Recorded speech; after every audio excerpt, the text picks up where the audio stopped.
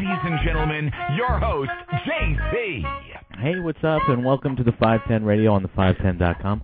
I am your host, JC, and we have a very special all Pharcyde edition of the 510 Radio this week. We got a chance to sit down with Uncle Imani from the Pharcyde. He's one of the founding members, and I'll tell you what, it was intriguing, and it's going to be a lengthy episode, but I'll tell you what, you need to sit. If you're a fan of the Pharcyde, you need to sit through this. This is very amazing, intriguing stuff. So I'm not even going to waste any more time. Here it is, our interview with Uncle Imani. We'll break out and get into some music and then go back into the interview. But trust me, you're going to want to listen to it. So without further ado, here it is. Hey, this is JC with the 510 Radio on the 510.com, and I'm here with the legendary Imani, part of the Pharcyde, and we've been just talking endlessly, and now we got to get this stuff on tape. Dude, first of all, thanks for coming on the 510. Give me the official introduction. Party people, this is your man. Uncle Imani is my official title, and people ask me, why is it Uncle Imani? This is what I just told them. I'm 40 years old. I'm an uncle. I be talking shit all the time. And I have endless amounts of shit to talk. Like this, I be feeling like that. We've been here 20 minutes just talking, I think. And we haven't even recorded one goddamn thing. Dude, you can ask me anything about anything, and I have a take on it. Well, let's start at the beginning. Okay. You and Booty Brown met as dancers. And, no, check this out. Me and Trey, Slim Kid Trey, were in another group. Okay. And it was kind of like BBG. Like, we were singing and rapping and dancing and shit. You know what I mean? Really? Like Belle Biv DeVoe style? I mean, we kind of thought that they bit our style. Really? Yeah, we never came out, but we would do, like, talent shows around the city and shit. So how we did had you... a dance class. We had a dance class, and we used to teach dance classes. And one of my prized students was Mario Lopez. You know who Mario Lopez is? Yes, I know who Mario Lopez is. I don't do it. I have no reason to lie. Yeah. Because the shit I lie about is like, dude, if I was going to lie, I would tell better lies. Yeah. No, I think I think the next question is, how do you get from where you guys went to doing Yo Mama? Like, how does that transition go to? Okay, at the time we was dancers, living, going to clubs, you know, and we got hooked up. We you know who Rosie Perez is? Yes. Yeah, Rosie Perez is like one of our. You know who Tony Basil is?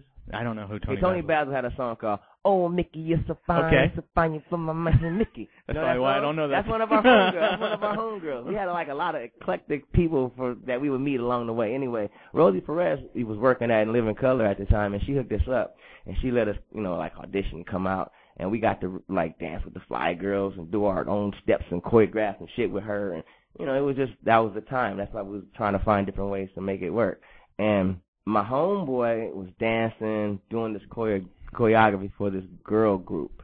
They were trying to do a video, and they needed some steps, right? So my dude called me. And you remember the girl group called the Good Girls?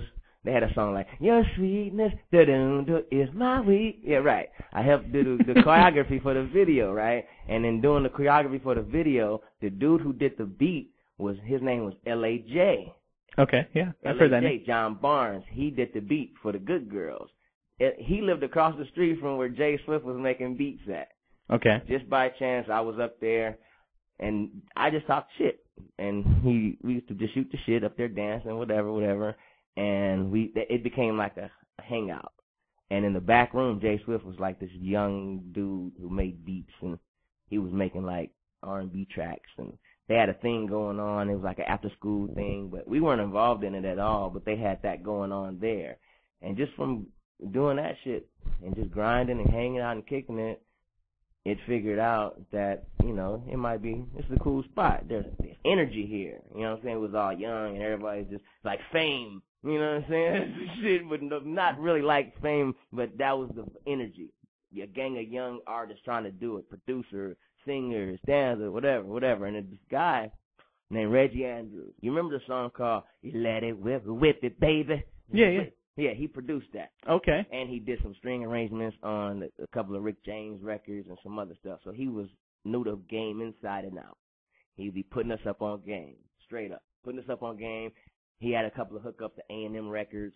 And I think somehow they were kind of like funding the after-school program. It was up from Locke High School in Watts. Okay. And that's where Jay Swift went to school. And make a long story short, we kind of made friends with Jay Swift. and I had introduced Trey to Romai, and Romai was dancing for this rapper. His name was Jammer D. Future alias would be Fatlip. Didn't even know. He was a solo rapper, this dude, Jammer D. And he was just this funny dude, and he wasn't in our group. And this is the part that's really important because people don't get how the group functions without Fatlip.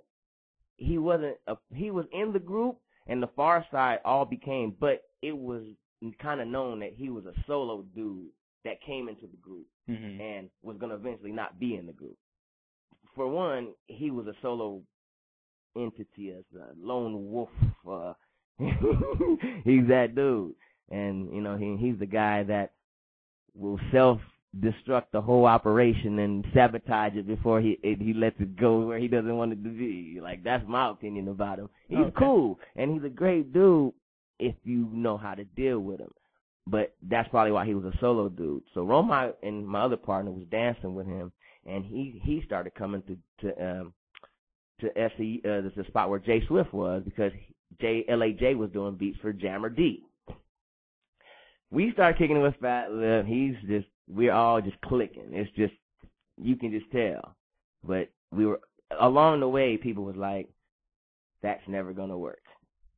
Really? The dude, Reggie Andrews, the guy he was like, it's never going to work.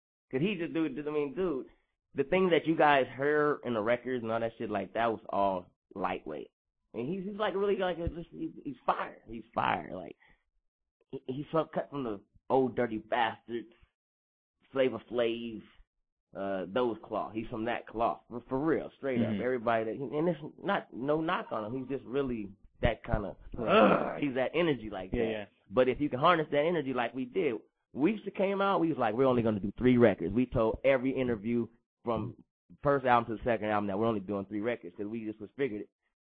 For one, back in the day, we used to have all these little things. We would look at hip-hop and be like, you know, scientifically break shit down. And we was like, in 3 records, you should be able to get everything off. With the time that it takes to record 3 records, with touring and all that, you can be able to do everything in 3 records. Example, Kanye West. He came out with the first record, College Dropout. Second got, boom, 3 records. He was a household name, boom. Yeah. And he proved our theory to perfection. But most of the hip-hop groups at the time, we was following, like, their career, like 3 records. 3 records, like, okay, 3 records, you're done. That's great, perfect. So we wanted to do 3 records. Jay Swift, rewind, back to 91, 92. Jay Swift was like, it was Jay Swift's idea. You guys should be a group. Because we were making demos and killing, like, talent shows and shit. But we hadn't been rapping as long as Fatlip. And Fatlip was like a solo rapper, so it kind of worked good. Like, he could hold the weight and make it. It was perfect because he had things that he needed help with, and we things. So it wasn't even thing as, do you want to be in the group? And it was just, we was partners and boys, and we was just doing it, and we made that shit work, and we was eating shrooms and smoking weed and kicking it and doing crazy shit.